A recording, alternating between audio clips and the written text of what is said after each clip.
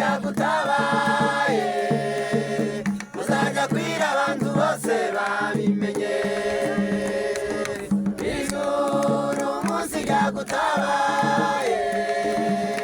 uzajya kwira abantu bose babimenye azamenya yuko iwawe abantu bose bakingura muri Imana yabikoze nishimwe ubundi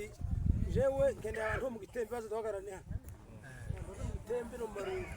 umvira hasi muzi n'umwana wa biro muzoba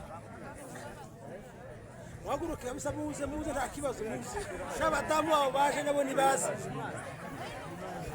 n'abadamu yegera kumande bazi wigire hino twegeranye nanga ndabo bayisha bose bi nanga kweli rero tureke urusaku twumvikane dushimana yuko tubaye mu ifete yo kwizihiza ibirori yuko ibirori yafunguwe Imana yabikoze nishimwe ubundi kandi dushimana yuko hano turi mu giterane tukana abantu bo mu gitembe bataje gucuruza bataje kugura no kugurisha nabo baje gufatanya natwe mu munsi w'ibirori Imana yabikoze nishimwe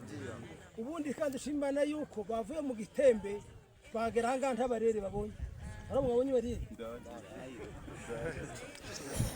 yuko amagambo y'amabwire azagenda avuga uko abantu batabaho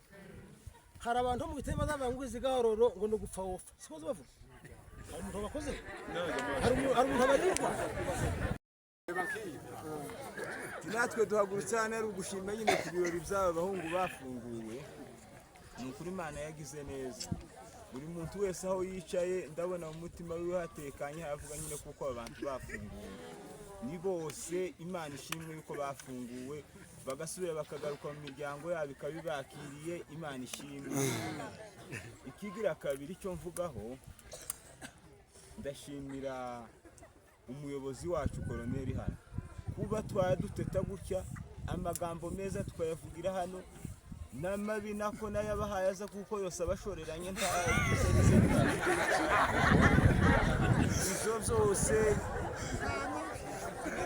ivyo byose niwe tubikesha fande kuba ugihagaze muri uyu mwanya kuva cyagiye kugeza ubu nyine Imana ikongerera imigisha uzabe hiteka tuzahore tukubona fande ikigira kabiri ndashimira aba bantu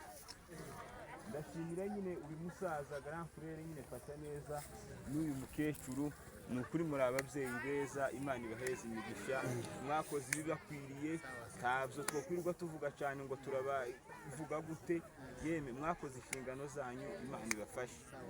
n'aba bakobwa bari mu kazi ba Nyasuku rimwe twigeze guhura na Mpogazi muri Nyarubira ahinze Imana iradukunda cyane reka mbanze vuge bukeya umuntu wa mbere ni Gisaro Muhoza Isake niwe wadukuye mu Gisaka adushira mu Gisagara asakaza ubwene bw'igihugu bw'umunyamurenge abusakaza ku gisika cisi isi yose imenye izina umunyamurenge beze Yesu bwiza n'icubahiro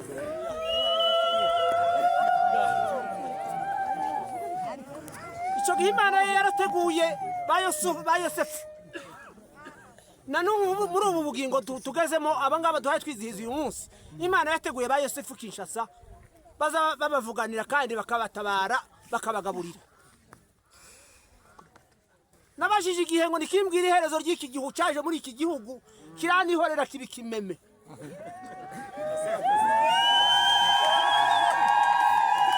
utimurampumuriza urambwira ngo humura ngo iki gihugu cyabuditse muri iki gihugu kigiye gutamuruka ngo ariko ibihohotera biracahubuka kubera ihubo ryo guhurumbira inyungu zabo ku giti cyabo kugira ngo umunyamurenge agere ku iherezo ryo guhohoterwa tumaranye igihe kubera igihugu baharaniye bagahara amagara yabo bakamena amaraso yabo bakayasesa kugira ngo bagere ku gihugu bagere no kwisezerano ry'Imana niyo mpamvu n'uyu munsi duha tuvuganirwa n'Imana niyo yatwibutse ducishijwe bugufi twari tuzamira